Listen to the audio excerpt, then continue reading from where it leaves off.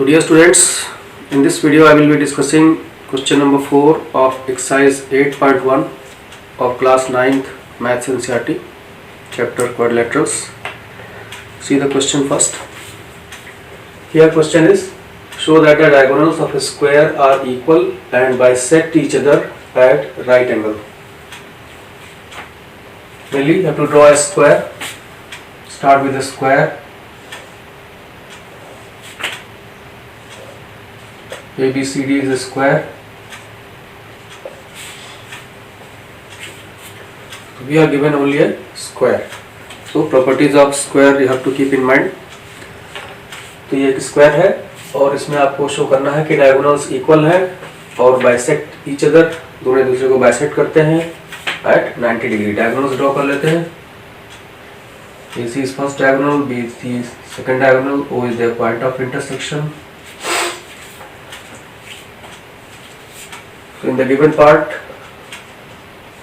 you may write ABCD is a square. ABCD is a square in which diagonals meet at O. Now you have to show. We'll show this result in two parts. First is diagonals are equal.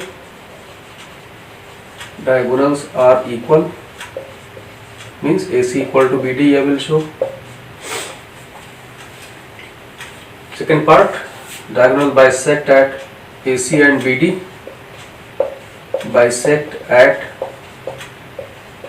90 degree. ये दो चीजें दिखाना है आपको.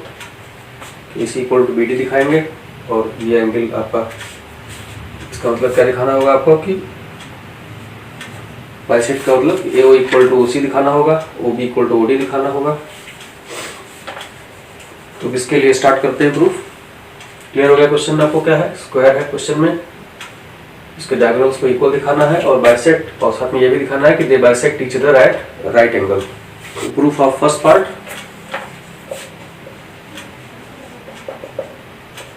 तो diagonals equal दिखाने के लिए ऐसे दो ट्रायंगल आपको लेना है जिसमें एक में AC आ जाए, एक में BD आ जाए.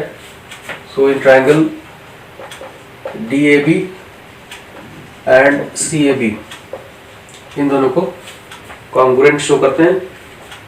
DAB ये ट्रायंगल है और CAB ये ट्रायंगल है. इसको कॉन्ग्रुएंट शो करना है तो क्या मिलेगा आपको? AB is common. AB is common side. Second क्या मिलेगा आपको? AD equal to BC. AD equal to BC sides of square. Sides of square, तो स्क्वायर के सारे साइड इक्वल होते हैं, ये दोनों इक्वल होंगे. और साथ में angle DAB equal to angle CBA each 90 degree. इसको लिख सकते हैं आप angles of square. Angles of square, क्योंकि एंगल के सारे एंगल जो होते हैं स्क्वायर के वो 90 डिग्री होते हैं. इस तरह से आपको ये मिल गया AB common side, AD equal to BC, और एक एंगल मिल गया इसके बीच का.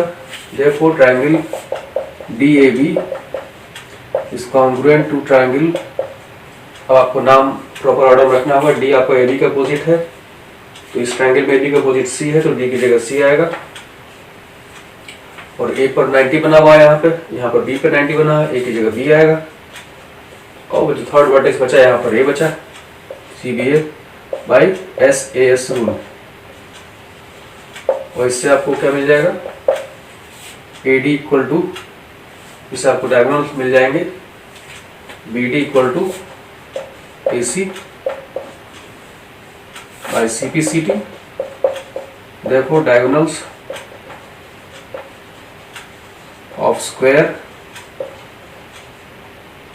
Are equal. ये आपका पहला पार्ट हो गया. डायगोनल्स को इक्वल शो कर दिया गया. अब सेकेंड पार्ट में diagonals bisect each other show करेंगे और फिर उसके बाद उनको 90 डिग्री पर शो करना है. तो ये क्लियर हो गया कि DAB CAB दो ट्रायंगल लेना आपको. DAB और CAB ये दोनों ट्रायंगल इसको कॉन्ग्रुएंसी शो करना है। ए बी कॉमन साइड है आपका, फिर D equal to B C square of side of square, फिर ये 90 डिग्री। इस तरह से ऐसे रूल अप्लाई करके आपको बी डी इक्वल टू ए सी मिल गया, स्क्वायर इक्वल हो गए। सेकेंड पार्ट में शो करना है कि डायगोनल्स बाइसेक्ट ईच अदर, तो इसके लिए ट्रायंगल्स लेंगे। ये दोनों triangle, in triangle AOD and BOC, ये दोनों ट्रायंगल लेते हैं। इसमें आपको क्या क्या मिलेगा, AD equal to BC, AD equal to BC sides of square, sides of square, ये मिल गया। और फिर आपको ये एंगल जो होगा और ये एंगल इक्वल होगा, क्योंकि दोनों अल्टरनेट एंगल्स होंगे। Angle ODA equal to angle OBC, alternate interior angles. ये आपका अल्टरनेटिव होगा, AD पैरेलल BC है, AD पैरेलल टू BC। ये आपका ट्रांसवर्सल है, क्योंकि स्क्वायर आपका पैरेललोग्राम तो होता ही है, ये पैरेलल तो होंगे ही। सिमिलरली आप ये एंगल ले सकते हैं और ये इसके इक्वल हो जाएगा, क्योंकि यहाँ पे भी आपका ऐसे Z टाइप का N टाइप का सिचुएशन बन रहा है। तो similarly angle OAD equal to angle OCB, यहाँ भी सेम रीजन होगा, अल्टरनेट इंटीरियर एंगल्स। और यहाँ पे भी आपका रीजन वही रहेगा, AD पैरेलल BC। इस तरह से आपको दो एंगल मिल गए और एक साइड, और दोनों एंगल उसी साइड पर है जो आपने लिया है। देखो triangle AOD is congruent to triangle.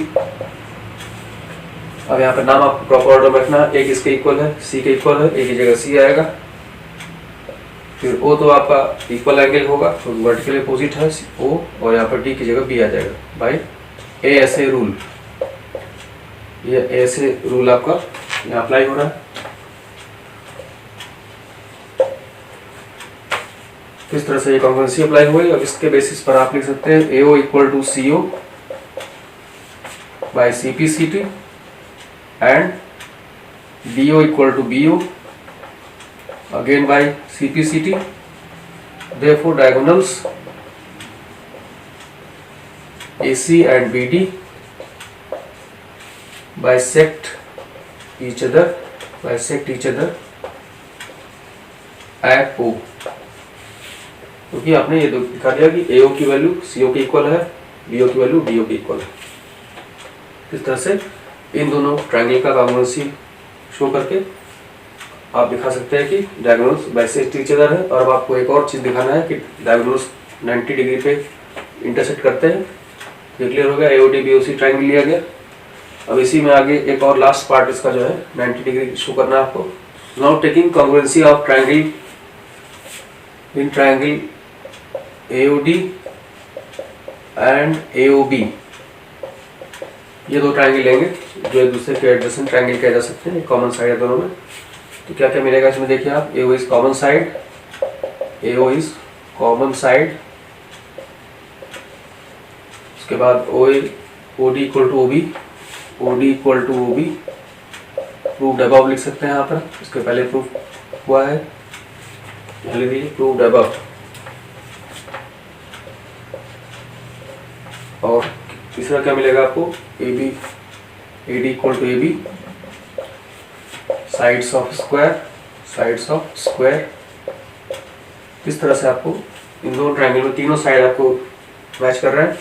Therefore triangle AOD is congruent to triangle. अब नाम आपको प्रॉपर ऑर्डर में रखना होगा। A यहाँ पर OD के अपोजिट है, यहाँ पर OB के अपोजिट होगा। A की जगह A आएगा और O की जगह तो O ही रहेगा। O आपका AB के अपोजिट है, AB AD के इक्वल है, AD के अपोजिट यहाँ O है, और यहाँ पे AOB हो जाएगा। तो कॉमन साइड आपको लेना है, कॉमन साइड OA के सामने यहाँ D है, यहाँ पर B है, तो D और B सेम पोजीशन में होंगे। यहाँ पर रूल आपका अप्लाई होगा SSS कॉन्ग्रुएंसी, साइड कॉन्ग्रुएंसी। इस तरह से अब आपको this implies angle AOD is equal to angle AOB by CPCT, ये मिल गया आपको। इसको क्वेश्चन नंबर 1 लिख देते हैं। Also angle AOD plus angle AOB equal to 180 degree, क्योंकि ये पूरा एक लीनियर पेयर है, लीनियर पेयर। तो क्लियर हो गया आपको कि ये CPCT कॉमन से आपको मिल गया AOD इक्वल टू AOB, और इन दोनों का सम 180 होगा क्योंकि ये पूरा स्ट्रेट लाइन है आपका। तो इससे आपको फ्रॉम 1 and 2 करके इसके आगे ऊपर लिख देते हैं। तो ये क्लियर हो गया आपको। पहले इस थर्ड पार्ट के लिए जिसमें आपको शो करना है कि ये एक एंगल आपका 90 आ जाएगा वही।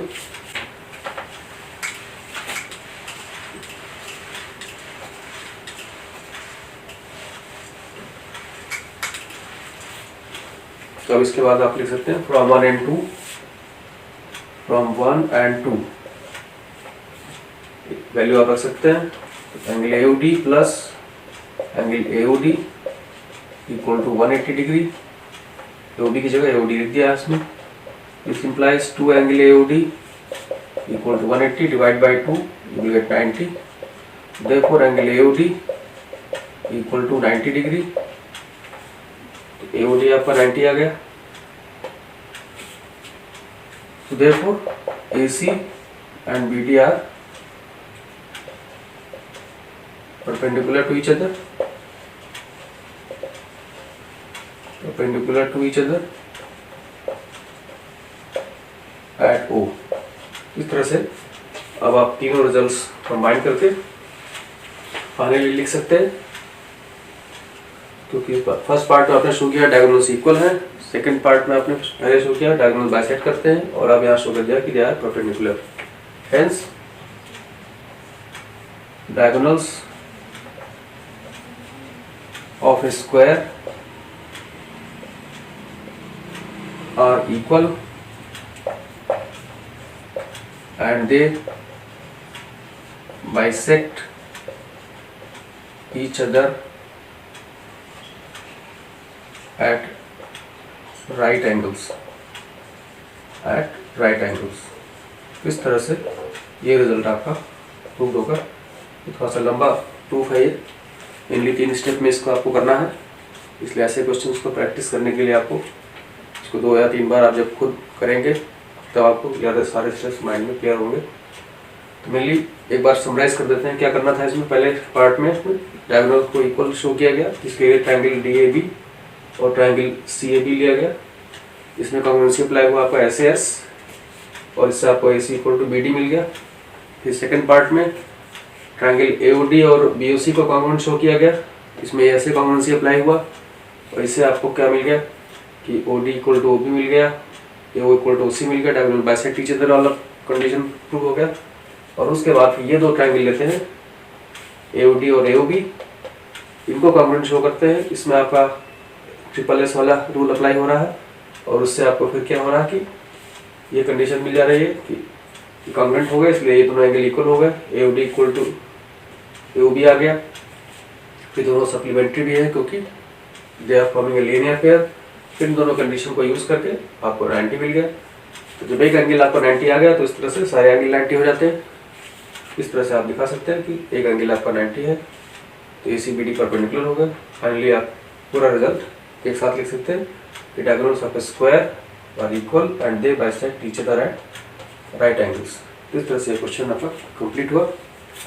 सो that's all in this video.